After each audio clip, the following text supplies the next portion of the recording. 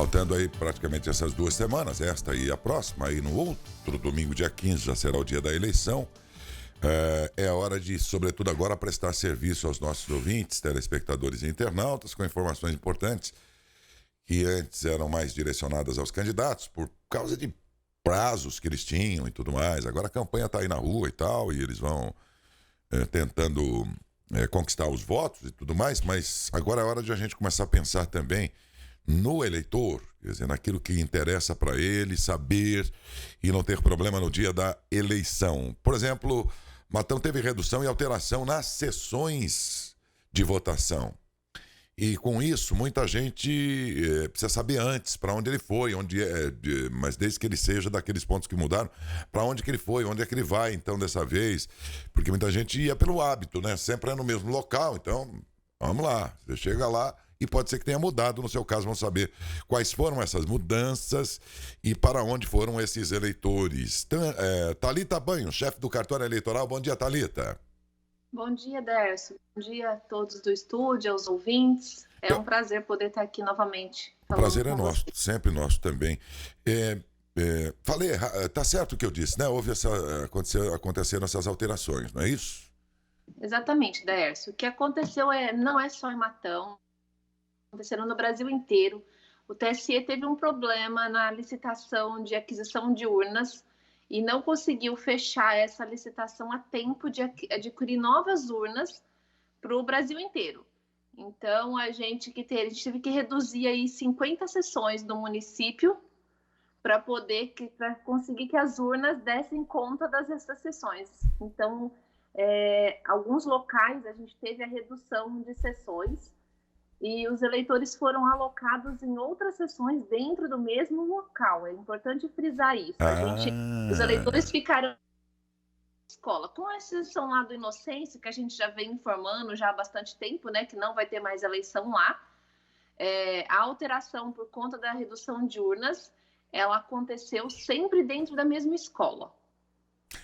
Do Inocêncio, ainda que isso já tenha sido muito divulgado, é sempre bom lembrar, porque muitos talvez estivessem distraídos aí. No caso do Inocêncio, predominantemente o eleitor dali foi para qual estabelecimento, qual outro ponto? Para a ETEC, ETEC Silva de Matos, né, que fica ali do lado, uma quadra. Perto. Bem próximo. Quem Mesmo assim, votava... ainda vai ter uma faixa ali identificando essa alteração do Daércio. Quem votava no Inocêncio vai votar na ETEC, ali bem do lado, pertinho, um quarteirão dali. Bom, ainda que essa pessoa não saiba no dia, chega lá no Inocêncio, também para mudar para o lugar ali é uma questão de um quarteirão só, né? Não tem problema nenhum. Agora, estas outras, então, agora que entendi... Mudou a sessão de votação, mas não o local, continua sendo o mesmo?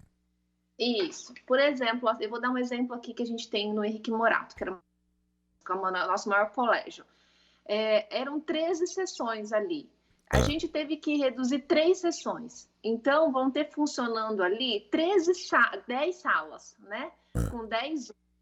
Esses eleitores dessas 3 sessões... eles foram distribuídos nas outras sessões por ordem alfabética. Eles foram misturados, os 3 grupos. Nas 10. E vai ser um pouco complicado. A gente vai dar o treinamento para o apoio, vai treinar o apoio da melhor forma possível, vai ter uma relação dos eleitores, das sessões que deixaram de existir esse ano, e uma relação com os nomes e para qual sessão que ele foi. A gente está aconselhando o eleitor a baixar o e-título, porque no e-título ele já sabe de antemão isso. Ele já fica sabendo para qual sessão ele foi, caso a sessão dele tenha sido extinta. Se ele não baixar, ele pode, no dia ainda da eleição, procurar ali, vai ter um local logo na entrada, vai ter um cartaz bem grande do TRE falando sobre a alteração do local. E ao lado a gente vai colocar a relação dos eleitores que tiveram a sua sessão alterada. E título, meus amigos, na busca aí que você vai dar na sua loja de aplicativo do seu celular, é E-título, viu? Isso. E-. Não vai escrever traço, pelo amor de Deus. Né? O sinal gráfico de traço. Hífen. O hífen. E título em seguida. Estou dizendo isso porque um dia a Thalita estava passando um e-mail de uma pessoa para uma pessoa amiga e disse, ó, anota aí, então é Lourdes underline, ela falou, como é que escreve underline? Underline não escreve, é um sinal gráfico, né? Então é isso. Aí você baixa, e aí o que eles pedem ali para identificar o título, o número do título eleitor da pessoa, para identificar? O título ou CPF. Então agora facilita, porque antigamente era só título. Agora o eleitor pode colocar o CPF. Pede também o nome dele, o nome da mãe, o nome do pai, data de nascimento. Depois ele vai ter que cadastrar uma senha para esse aplicativo. E aí, feito o cadastro, ele não precisa mais colocar esses dados nunca mais. O título está cadastrado no celular. É o título virtual, né? Isso. Assim como existe a CNH virtual também. Entendi. O Felipe tem uma arte aqui que pode mostrar muito. Pode colocar na tela aí, né, Felipe? Se vocês conseguirem, se for possível. Essa arte aqui, tá vendo aí, ó? Eu não consigo ver, Darcy. Não, mas fique tranquila. É só pra gente passar aqui, só um segundinho. Então, aí estão os campos lá sobre os quais, de informações que a Thalita falava. E você vai preencher, né? E depois você vai encontrar exatamente o local, tudo certinho, a informação do seu ponto de votação. O e-título também dá informação sobre regularidade do eleitor, tudo mais, ou só... Então, o e-título ele é bastante interessante porque ele dá todas essas informações. O título no papel ele tem só um número de sessão. O eleitor não sabe que escola que é aquela sessão, né? No título ele tem todas as informações, qual é a sessão, aonde fica esse local, qual é o endereço desse local, aqui está a certidão de quitação eleitoral, ele consegue extrair do e-título. E para essa eleição, uma nova funcionalidade que é a justificativa eleitoral pelo e-título. Para quem é de outro município, vota em outro município, vai informação, ou isso serve para pode fazer pelo celular, então, no e-título, a justificativa? Pela pandemia, a justificativa ela deve ser pelo e-título, pelo celular do eleitor. Ele baixa o título e ali vai ter a opção justificativa eleitoral. Ele tem um menuzinho assim embaixo e aí ali vai ter a opção da justificativa. O próprio aplicativo vai identificar que o eleitor está fora do município de votação dele. Porque ele vai dar origem. Vai permitir ele fazer a justificativa. Não é para sair de casa para fazer a justificativa. Faz dentro da sua própria casa. Se alguém, então, estava fora de casa, estava dentro da cidade dele, por alguma razão, ele não foi votar e justificava, antigamente não, né? Mas agora o e-título vai identificar o ponto de onde ele fez, a cidade de onde ele estava, sei lá, algo assim, né? Nessa justificativa, é isso? É isso. Pelo georreferenciamento é o nome da tecnologia. Isso, georreferenciamento. Que identifica a localização dele, até o metro quadrado onde ele está, para você ter uma ideia. O negócio Então, como a gente já teve essa alteração das sessões, que já vai causar um pouco mais de confusão ali no local de votação, né? A ideia é que esse eleitor não vá mesmo. O eleitor que precisa só justificar, ele não vai até o local de votação, porque já vai ser um local que já vai estar mais tumultuado do que costumeiramente, né? Então, ele não precisa ir até lá. Nós vamos ter mais um ponto de tumulto, que é a justificativa, né? De aglomeração de pessoas, isso tudo por conta da pandemia, né? Essa pandemia veio trazer bastante inovações para nós, né? Para todos, acho que em todas as áreas. E essa justificativa foi uma inovação bem interessante, porque você, a partir de... Eu acredito que nas próximas eleições também vai continuar sendo feita essa justificativa pelo título, né?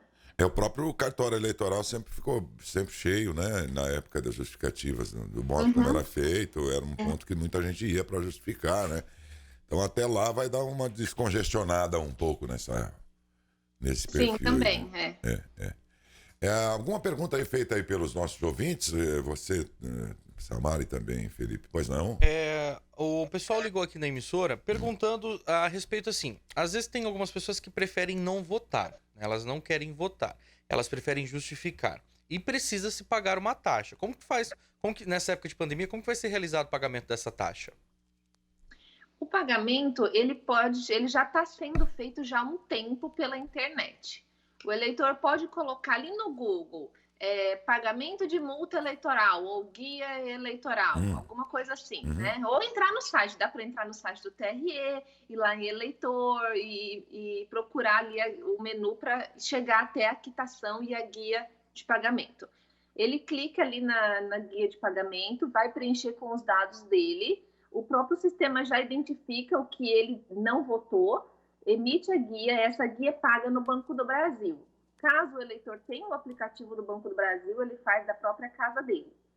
E depois esse pagamento chega para nós, no nosso sistema. A gente faz a consulta dessas guias pagas e a gente dá baixa no pagamento e o eleitor regulariza. É muito simples. E que momento nenhum ele vai ter que ir lá. Vamos dizer, ele consegue fazer tudo na palma da mão.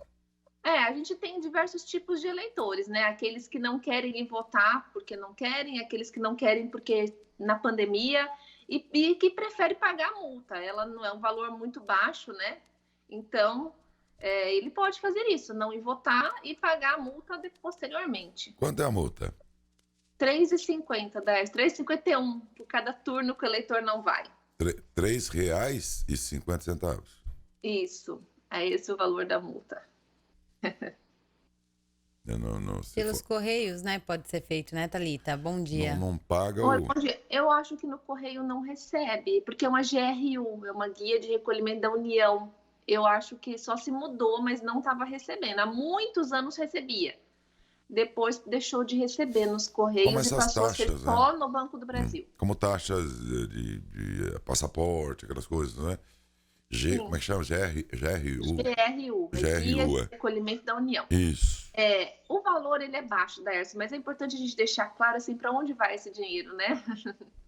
Esse dinheiro ele vai depois para o fundo partidário, então ele vai para os partidos. A engordar as contas dos candidatos lá depois, né? E aí depois a gente vê muita gente falando sobre esse dinheiro do fundo partidário, né?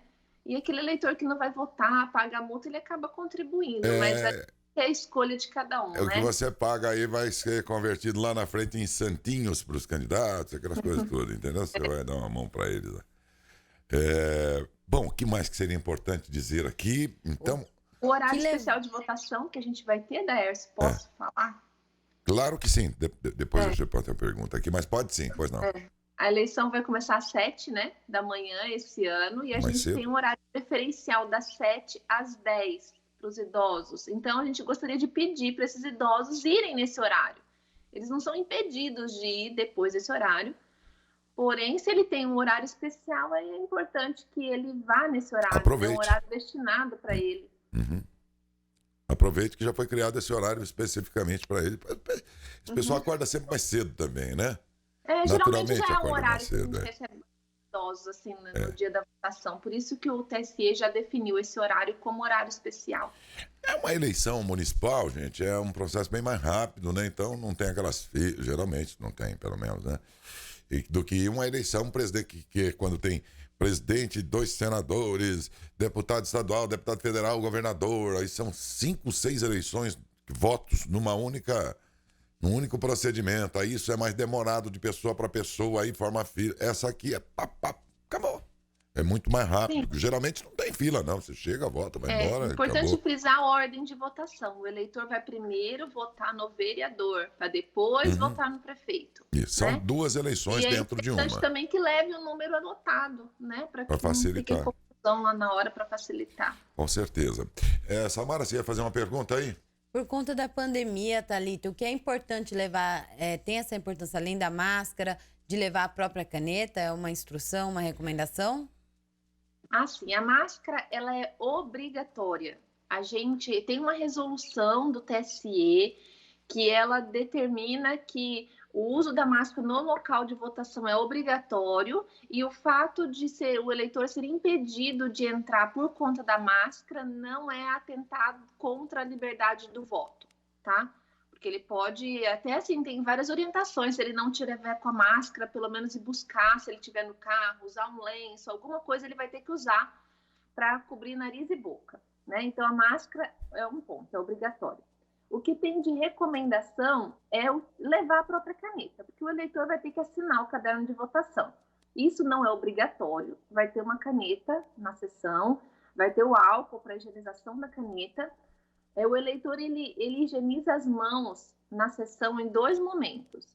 O primeiro, ele vai entrar, ele vai mostrar o documento, como ele vai pegar no documento dele, primeiro, ele vai mostrar o documento pro mesário, e aí depois ele guarda o documento, e então ele higieniza as mãos para pegar na caneta, que é coletiva, né? Higienizou as mãos, pegou na caneta, que vai estar higienizada também, e vai assinar o caderno de votação e vai votar.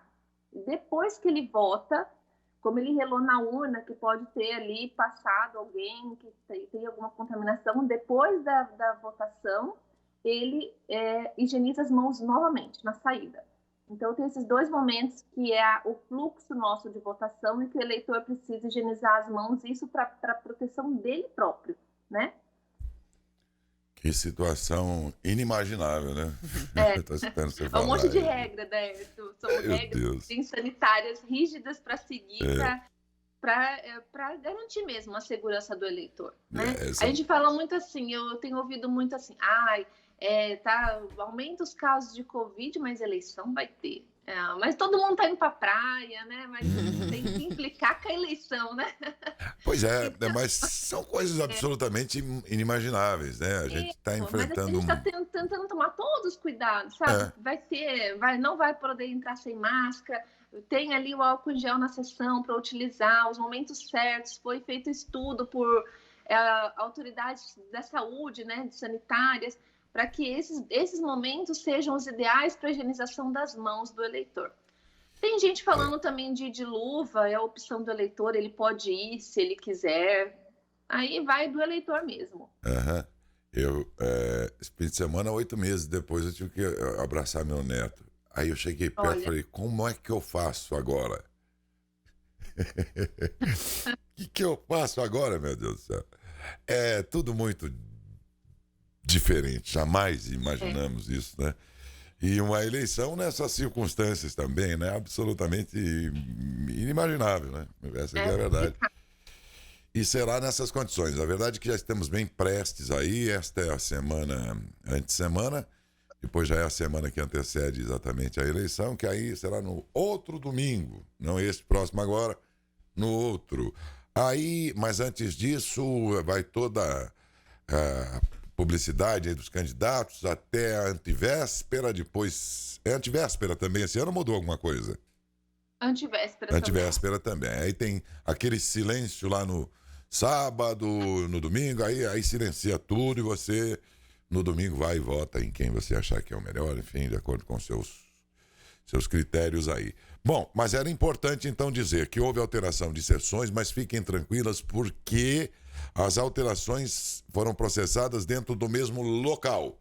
Vá para o mesmo local que você sempre votou, que você está inscrito lá, e lá, se você é parte de uma dessas sessões que mudaram, terá pelo que entendi, então teremos lá pessoas que vão te orientando. Você agora vai na sessão tal aqui e tal. Enfim, fique tranquilo e boa eleição para você. Se você tiver algo a mais, fique à vontade. Está parecendo casamento isso aqui, né? Fique à vontade, o cálice para sempre, como no casamento. Não cálice não. Se tiver alguma coisa mais importante para dizer ainda, aí fique à vontade, Thalita. Não, é só isso mesmo, Dércio, frisar essa questão do e-título. Baixa o e-título, já vai para o local sabendo qual é o seu número de sessão. Pronto. Já evita aglomerar ali na lista de eleitores.